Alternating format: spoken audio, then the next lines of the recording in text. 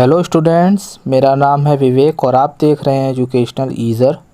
आज का हमारा टॉपिक है कक्षा 10 गणित पाठ 4, जिसमें अभ्यास 4.3 के हम लोग कुछ वर्ड प्रॉब्लम देखेंगे। ठीक है, पिछले वीडियो में भी मैंने 2-3 वर्ड प्रॉब्लम बताया था।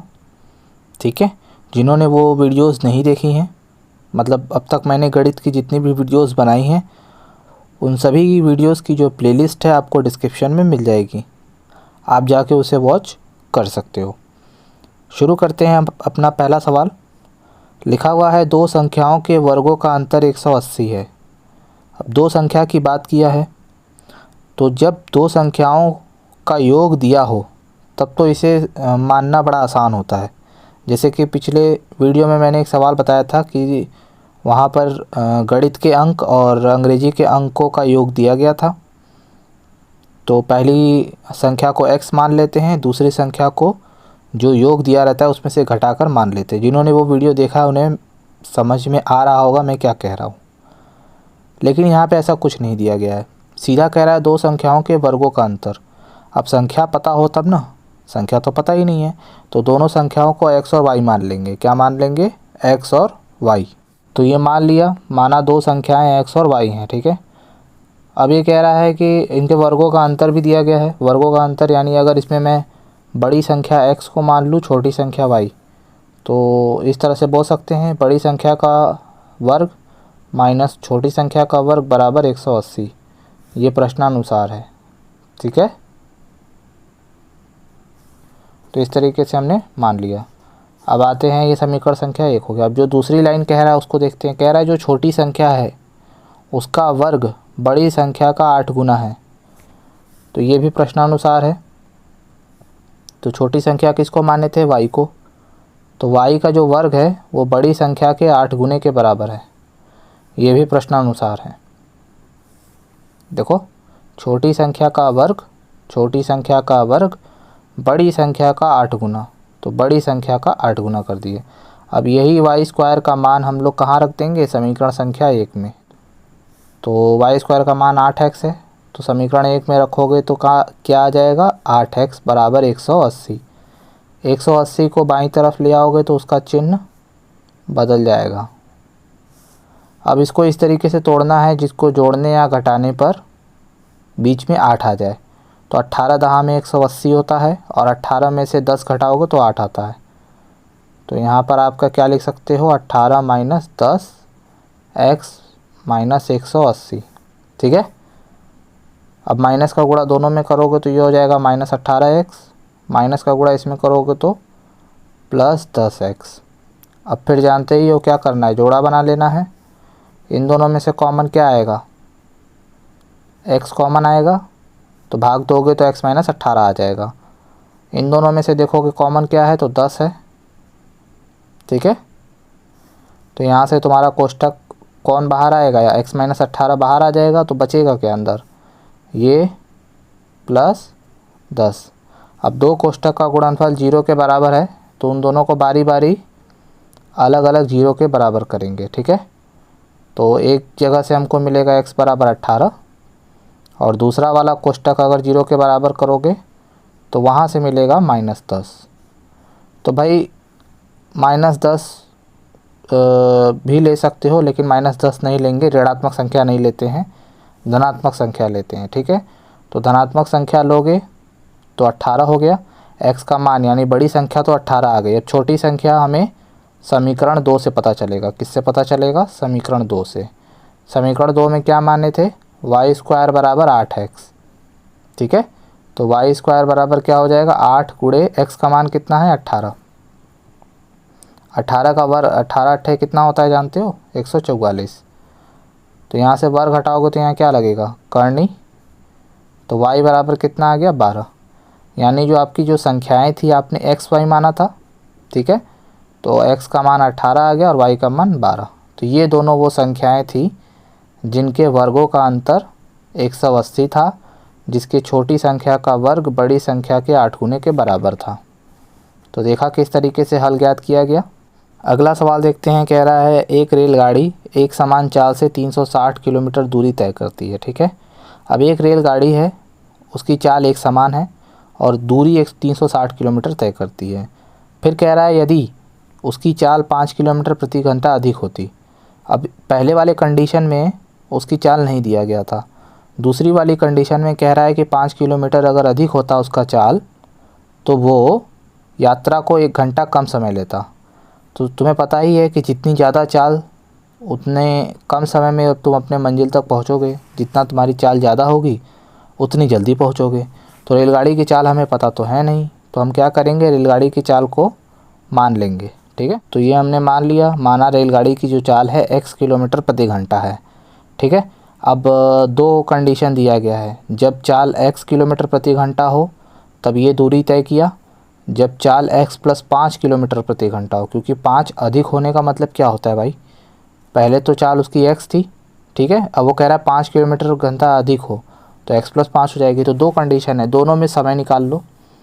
ठीक है, तो जैसा कि देख पा रहे हो यहाँ 2 लाइन मैंने लिखा है कि जब x किलोमीटर प्रति घंटा से कोई रेलगाड़ी चल रही है और 360 किलोमीटर दूरी तय करेगी तो उसके द्वारा लगा समय t1, और फिर कह रहा था 5 किलोमीटर अधिक हो जाए उसकी चाल तो x + 5 किलोमीटर प्रति घंटा से अगर चलेगा वही दूरी तो उसमें कितना समय लगेगा। तो जानते हो समय बराबर क्या होता है, दूरी बटा चाल, यानी समय बराबर क्या होता है, दूरी बटा चाल। तो दूरी कितना चल रहा है 360, और ये दूरी तय करने में कितना चाल है x, इस वाले लाइन में कितनी चाल है x। दूसरे वाले समय की बात करते हैं, उसमें भी दूरी उतना ही चल रहा है लेकिन चाल उसकी अलग हो गई है, चाल है x + 5। ठीक है, अब देखिए ये कह रहा है कि जब चाल उसकी बढ़ जाती है 5 किलोमीटर प्रति घंटा तो उसका समय 1 घंटा कम लगता है, यानी ये जो समय है इस वाले समय से 1 घंटा कम है। ठीक है, तो आप यहाँ पे लिख सकते हो प्रश्नानुसार जो t2 है वो कम है किससे, t1 से, या ऐसे भी बोल सकते हो t1 - t2 = 1 घंटा, ऐसे बोला जा सकता है कि नहीं, क्योंकि वो बोल रहा है ना जब 5 किलोमीटर प्रति घंटा अगर उसकी चाल अधिक हो जाएगी तो उसे समय कम लगेगा, कितना कम लगेगा 1 घंटा, यानी जो t2 का मान है वो 1 घंटा कम है t1 से। ठीक है, तो t1 1 घंटा बड़ा है तो t1 में से t2 को घटाओगे तो कितना आएगा, 1 घंटा आएगा कि नहीं आएगा। अब इसमें मान रख दो, यहाँ पर t1 की जगह पे क्या रखोगे, जो मान निकाले हो 360/x, और t2 का मान कितना निकाले हो 360/x + 5 = 1। अब इसी को हल करोगे तो तुम्हें द्विघात समीकरण मिल जाएगा। पहले इन दोनों में से 360 को क्या करोगे, कॉमन ले लोगे, और यहाँ क्या बचेगा 1/x - 1/x + 5 = 1। ठीक है, अब ये 360 यहीं रहने देते हैं, यहाँ बटे में कितना आ जाएगा, लसा लोगे तो x और x + 5, x से इन दोनों में भाग दोगे तो कितना आ जाएगा, ये कट के ये आ जाएगा और ये ऊपर गुणा में आ जाएगा, माइनस इससे इन दोनों में भाग दोगे तो ये कट जाएगा, x बचेगा, x का ऊपर गुणा हो गया और बाहर 360 है अभी गुणे में। ठीक है, अब यहाँ पे देखो तो x से x कट गया, अब 360 का गुणा 5 में करोगे तो जानते हो कितना आ जाएगा, 5 0 जा 0, 6 पंजे 30, 30 का 3 कैरी चला गया, 5 3 15 और 3 1800 बटे x का गुणा दोनों में करोगे तो कितना आ जाएगा, x² + 5x = 1/1। तो तिर्यक गुणा करोगे तो यहाँ से क्या मिलेगा, x² + 5x = 1800। अब 1800 को दूसरी तरफ ले आओगे बाएं तरफ तो कितना आ जाएगा, x² + 5x - 1800। अब 1800 को इस तरीके से तोड़ना है जिसको जोड़ने या घटाने पे 5 आ जाए। ठीक है, तो कितना आ जाएगा 45 × 40, यानी 45 × 40 से 1800 आता है, और 45 में से 40 घटाओगे तो 5 आता है। तो 5 की जगह पे क्या लिख सकते हो, 45 - 40 लिखा जा सकता है। तो लिख लेते हैं इस तरह से। ठीक है, अब x का गुणा दोनों में कर लेंगे तो क्या आ जाएगा, + 45x - 40x - 1800 = 0। अब जोड़ा बना लेंगे तो यहाँ पे कॉमन क्या है, x कॉमन है तो x + 45, इन दोनों में से कॉमन क्या है, -40 कॉमन है तो आ जाएगा x + 45 = 0। तो x + 45 बाहर ले लेंगे तो क्या बचेगा, x - 40 = 0। अब दो कोष्ठक का गुणनफल 0 के बराबर आ गया, तो बारी बारी दोनों को 0 के बराबर करोगे तो एक से तुम्हें मिलेगा x बराबर -45 और दूसरे से तुम्हें मिलेगा x बराबर 40। तो ऋणात्मक मान लेंगे नहीं, धनात्मक मान लेंगे, तो तुम्हें यहाँ से रेलगाड़ी की चाल पता चल गई। तो रेलगाड़ी की चाल कितनी आ गई? 40 किलोमीटर प्रति घंटा। तो सवाल समझ में आ गया होगा।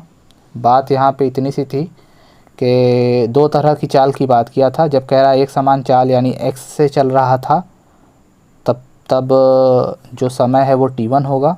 दूरी दोनों समय बराबर चल रहा था, चाहे उसकी चाल यहाँ पर x रही हो चाहे यहाँ पर x+5 रही हो। ठीक है, दोनों समय पर वो दूरी समान चल रहा था और चाल अलग अलग थी। तो दोनों समय पता कर लिए और दोनों समय में जो अंतर था वो 1 घंटे का था।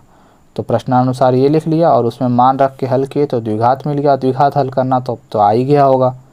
समझ गए ये सवाल। अगला सवाल देखते हैं। इसमें कह रहा है 2 पानी के नल हैं, ठीक है, एक साथ एक हौज को 9 से ही 3/8 घंटों में भर सकते हैं। तो इसमें एक लॉजिक आपको पहले समझना चाहिए कि कोई मशीन, कोई इंसान किसी काम को जितने दिन में करता है, जैसे कि एक बंदा ए है, ठीक है, वो किसी काम को 10 दिन में करता है। कितने दिन में करता है? 10 दिन में। तो उसके एक दिन का काम कितना होगा? उसके एक दिन का जो काम होगा वो होगा 1/10। 2 दिन का काम कितना होगा? 2/10। जैसे कि एक नल है, एक नल एक टंकी को 4 घंटे में भरता है, तो 1 घंटे में कितना भरेगा? 1/4। यानी कोई चीज़, कोई मशीन, कोई आदमी जितने समय में किसी काम को करता है उसके 1 यूनिट में कितना काम करेगा उसको क्या कर दोगे? व्युत्क्रम यानी उल्टा कर दोगे। तो जैसे यहीं पर ये लिखा है कि दोनों नल मिलके इतने घंटे में भर रहे हैं, तो दोनों नल मिलके 1 घंटे में कितना भरेंगे? पहले ये निकाल लो। तो ये मैंने लिख दिया। अब दोनों नल मिलके इतने घंटे में पूरा पानी भर रहे हैं, ठीक है, हौज में। हौज यानी एक टंकी बोल सकते हो। टंकी में इतने घंटों में पूरा पानी भर रहे हैं, तो 1 घंटे में कितना भरेंगे? ठीक है, 1 घंटे तक चलेगा तो वो कितना भरेंगे? तो 1/इतना। ठीक है, ये हम ज्ञात कर लिए। अब आगे बढ़ते हैं। कह रहा है बड़े व्यास वाला नल। अब यहाँ पे अलग अलग बात कर रहा है। एक नल बड़ा है, एक नल छोटा है। तो जो बड़ा नल है, बड़ा नल हौज को भरने में छोटे वाले नल से 10 घंटा कम समय लेता है। बड़ा नल है तो ऑब्वियस सी बात है कि कम समय में भरेगा। तो हमें पता ही नहीं है कि बड़ा वाला नल कितने समय में भरता है या छोटा वाला नल कितने समय में भरता है। तो बस इतना समझ लो कि बड़ा वाला नल मान लो कि x घंटे में भरता है। कितने घंटे में भरता है? x घंटे में। तो छोटा वाला नल कितने घंटे में भरेगा? x+10 घंटे में। क्यों भाई? क्योंकि यहाँ पे लिखा हुआ है कि बड़ा वाला नल 10 घंटा कम समय लेता है। तो देखो ये छोटा वाला नल इतने देर में भरेगा, तो बड़ा वाला नल देखो 10 घंटा कम समय लिया। बात समझ में आ गई? ये तो इतने घंटे में भर दे रहे हैं ना।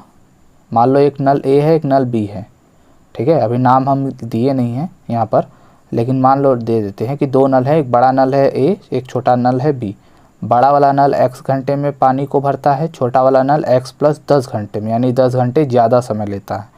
मैं तुमसे पूछूं कि 1 घंटे में बड़ा वाला नल कितना भरेगा? तो 1/x भरेगा। और 1 घंटे में छोटा वाला नल कितना भरेगा? 1/x+10 भरेगा।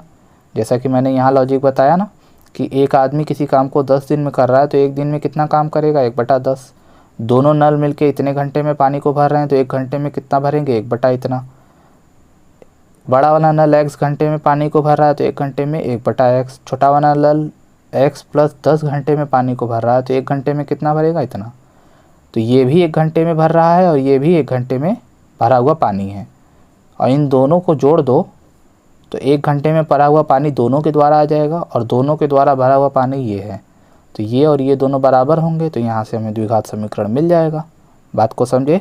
तो जो यहाँ हमने माना है उसको हम लिख लेते हैं। तो देखो हमने मान लिया कि बड़ा वाला नल जो है ए है वो हौज को x घंटे में भरता है, और छोटा वाला नल बी है जो हौज को x+10 घंटे में भरता है। ठीक है, अब देखिए ये जो हमें दिया गया था कि दोनों नल मिलके, यानी बड़ा नल ए छोटा नल बी मिलके इतने घंटे में भरते हैं, तो 1 घंटे में दोनों के द्वारा भरा गया पानी इतना होगा।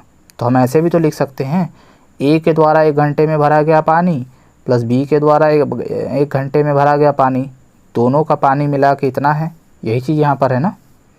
तो ए के द्वारा 1 घंटे में भरा गया पानी इसके अनुसार कितना होगा, अगर x घंटे में भर रहा है तो 1 घंटे में कितना भरेगा, 1/x भरेगा। बी 1 घंटे में कितना भरेगा, 1/x + 10 भरेगा, और वो किसके बराबर हो जाएगा, 1/9 सही 3/8 इसके बराबर हो जाएगा। अब इसको हल करके तुम द्विघात समीकरण ज्ञात करोगे और फिर उसके बाद x का मान निकल जाएगा। यहाँ लसा ले लोगे तो यहाँ लसा लोगे तो क्या आ जाएगा, x प्लस, इससे इसमें भाग दोगे x कट जाएगा, x + 10 का ऊपर गुणा हो गया, x + 10 से भाग दोगे तो x + 10 कट जाएगा, x का ऊपर गुणा हो जाएगा। यहाँ पर इसको हल करोगे तो 9 8 72 3 75/8 आ जाएगा। ठीक है, अब यहाँ से x + x कितना हो गया, 2x + 10, नीचे क्या आ गया भाई, x² + 10x बराबर, ये 8 ऊपर जाएगा तो 8/75 आ गया। ठीक है, अब यहाँ से तुम चाहो तो देखोगे यहाँ पे 2 कॉमन आ रहा है, या तिर्यक गुणा भी कर सकते हो। तो तिर्यक गुणा करोगे तो कितना हो जाएगा, 75 दूना 150x + 75 दहा में 750, और इधर आ जाएगा 8x² + 80x। तो इन दोनों को इधर उठा के ले आओगे तो कितना हो जाएगा, 8x² + 80x - 150x - 750। तो ये कितना हो जाएगा, 8x², 80 में से 150 जाएगा तो कितना आएगा, -70x - 750। तो ध्यान से देखो, ये सभी संख्या 2 से विभाजित हो सकती हैं, तो सब में 2 से भाग दे दोगे, सब में 2 से भाग दे दोगे तो यहाँ आ जाएगा 4x², कॉमन भी ले सकते हो, भाग देने का मतलब ही है कि कॉमन, तो 2 कॉमन लोगे और वो बटे में आ जाएगा, 0 हो जाएगा, ऐसे भी बोल सकते हो। तो 2 से भाग दे दोगे तो ये आ जाएगा। ठीक है, यहाँ पर आ जाएगा 300, 2 3 6, 2 7 14 और 2 5 10। अब ये द्विघात समीकरण तुम्हारे सामने है, अब इसको तुम्हें हल करना है। हल करने के लिए 4 का गुणा 375 में करोगे, तो 375 में 4 का गुणा करोगे तो तुम्हारा आ जाएगा 1500। 1500 को इस तरीके से तोड़ना है जिसको जोड़ने या घटाने पर 35 आए। ठीक है, तो इसका गुणनखंड आएगा 60 × 25, यानी 60 में 25 से गुणा करोगे तो 15 आएगा 1500, और 60 में 25 माइनस करोगे तो कितना आ जाएगा, 35। तो 35 की जगह पे क्या लिख दोगे, 60 - 35। ठीक है, अब इसको हल करेंगे, गुणा कर देंगे फटाफट, तो -60x माइनस माइनस प्लस हो जाएगा तो 35x - 375। अब 2 का जोड़ा बना लिए, इसमें से कॉमन क्या आ जाएगा भाई, 4 कॉमन ले लोगे, 4 के साथ आपका x भी कॉमन आएगा, यहाँ क्या बचेगा, x - 15। ठीक है, यहाँ से क्या कॉमन आ जाएगा तुम्हारा 35, और यहाँ भी बचेगा x - 15। तो यहाँ से क्या मिलेगा, x - 15 बाहर ले लोगे। ठीक है, तो यहाँ क्या बचा है, 4x + 35। अब 2 कोष्ठक का गुणनफल 0 के बराबर आ गया, तो अब क्या करेंगे, बारी बारी दोनों को 0 के बराबर कर देंगे, यानी x - 15 = 0, यानी x = 15। ठीक है, और 4x + 35 = 0, तो यहाँ से देखोगे तो x = -35/4, यानी ये मान तो नहीं हो सकता।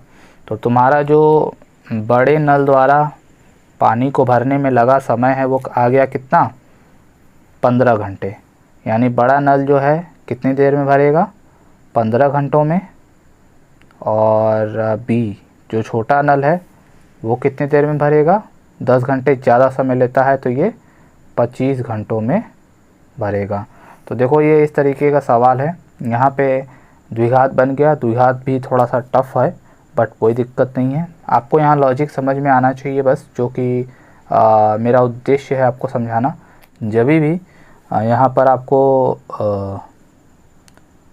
इस तरीके से बोला जाए कि कोई मशीन या कोई इंसान किसी काम को इतने टाइम में कर रहा है तो उसके 1 यूनिट का आप लोग पता कर सकते हो। जैसे कि यहाँ पे हमने माना ना, बड़ा नल x घंटे में, छोटा नल x + 10 घंटे में, तो उसके 1 घंटे में कितना पानी भराएगा और बी वाले के 1 घंटे में कितना पानी भराएगा, और इन दोनों के जो जोड़ है वो दिया भी गया है आपका। ठीक है, तो ये सब आप आसानी से कर सकते हो। उम्मीद है वीडियो आपको समझ में आई होगी। अगर वीडियो समझ में आया है तो लाइक ज़रूर करिए, कोई डाउट है, आपका कोई सवाल है तो कमेंट में बेझिझक पूछिए। अगर किसी फ़ोटो या वीडियो के माध्यम से सवाल पूछना चाहते हैं तो मेरे सोशल मीडिया पे आप पूछ सकते हैं, जिसका लिंक आपको डिस्क्रिप्शन में मिल जाएगा। चैनल को सब्सक्राइब कर लीजिए, वीडियो को अपने दोस्तों से भी शेयर करिए। हम लोग मिलेंगे नेक्स्ट वीडियो में। Thanks for watching.